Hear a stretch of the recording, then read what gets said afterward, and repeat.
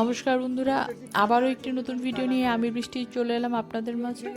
তো শিবরাত্রি না, নীলষষ্ঠীর রাতে শিবের মাথায় জল টল ঢেলে এই তো বাড়ি এসে বসলাম। আমি সন্ধ্যাবেলায় জলটা ঢেলেছি। তো মেয়েকে নিয়ে বসেছি প্রসাদ খাবো বলে। তরমুজটা কাটলাম, এত দাম দিয়ে তরমুজ এনেছে, সেই তরমুজটা সাদা সাদা বেরোলো। যাই হোক, খিদের পেটেতে ওটাই খেয়েছি, অর্ধেকের বেশি খেয়ে নিয়েছি।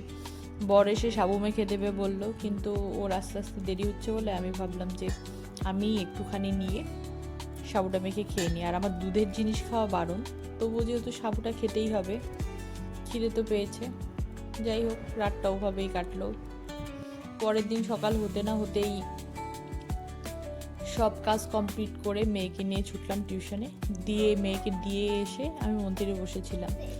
তারপরে মেয়েকে আনার সময় মেয়ের ম্যাম মেয়েকে আবার আজকে আইসক্রিম দিয়েছে। তো ওটাই গল্প করতে করতে আসছিলাম মেয়েকে নিয়ে। বাড়ি এসে ভাবলাম একটু সেদ্ধ ভাত বসাবো, কারণ দুপুরবেলা আমি একাই খাবো, মেয়ের ঠামের ওইদিকে খাই।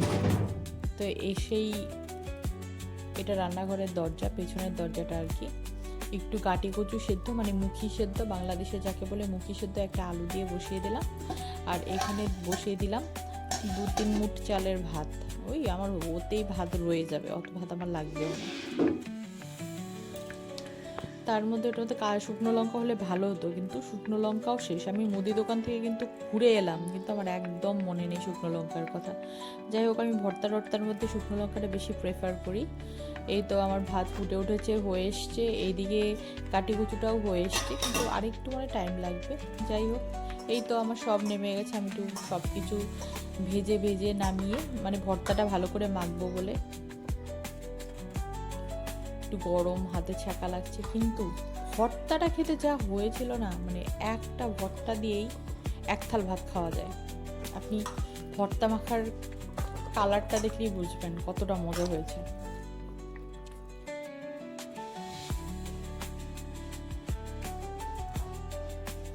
ভর্তার মধ্যে আমি সর্ষের তেলটা একটু বেশি ইউজ করি।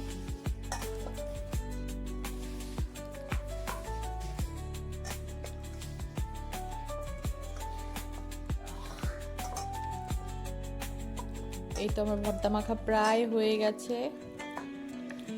আগে আমি মেয়েকে খাইয়ে নেব, তারপর আমি আরাম করে খাবো। বাচ্চা কাচ্চা আগে খাইয়ে নিলে পরে আরামসে খাওয়া যায়। ওকে খাওয়ানোর পরে এই তো আমি বসলাম খেতে। ওই মেয়েকে যে খাওয়াচ্ছিলাম ওর ঠামের ওই দিক থেকে দিয়েছে, আমাদের দুদিক মানে আলাদাই বলতে পারেন। তো আমার মেয়ে ওর ঠামের ওই দিকেই খায় দুপুর দিকটা। আমার এদিকে ভর্তা ভাত হয়ে গেছে, দেখুন এবার। গরম গরম ভাতের সাথে ভর্তা, আহ কি যে মজা খেতে, কি বলবো।